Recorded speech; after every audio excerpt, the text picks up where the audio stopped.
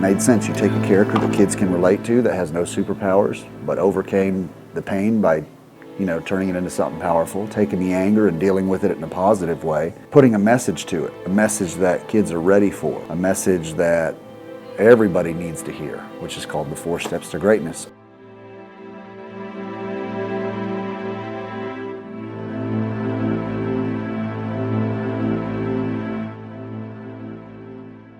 September 4th, 2012, 2:30 in the morning.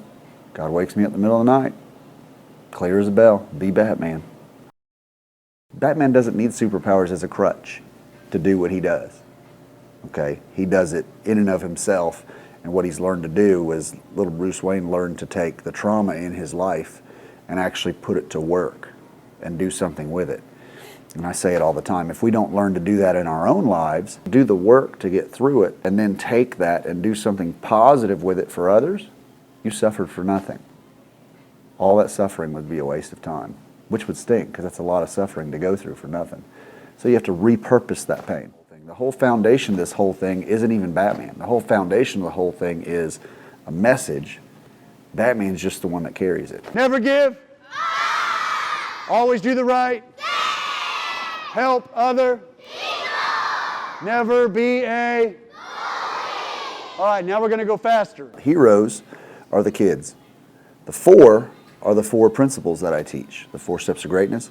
And higher is H-I-G-H-E-R, because the kids are the real heroes. We teach them 4 principles to take them to a higher place in their life. Yeah, the hope injection is the experience where I'm called or contacted by a family that's got a child battling a terminal illness, or maybe even something really, really tragic in their life. Could be anything.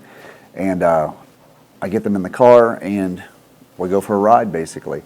And what it does is one of 2 things will happen. You either capture last smiles, or I've seen kids that, man, they were, the prognosis was they weren't going to live more than, a week or whatever. They get in there and get the hope injection, and man, those kids are they live longer. And then, so you just never know what you're going to get out of it. Either way, it's a really good thing. So I think there's just a lot of power in being able to do that for a child. So it puts things in perspective for you of what's really important and the time you have. What are you doing with the time that you have here? That's the big one. Because it's the only thing you're going to take with you when you die, is what did I do with the time that I had here?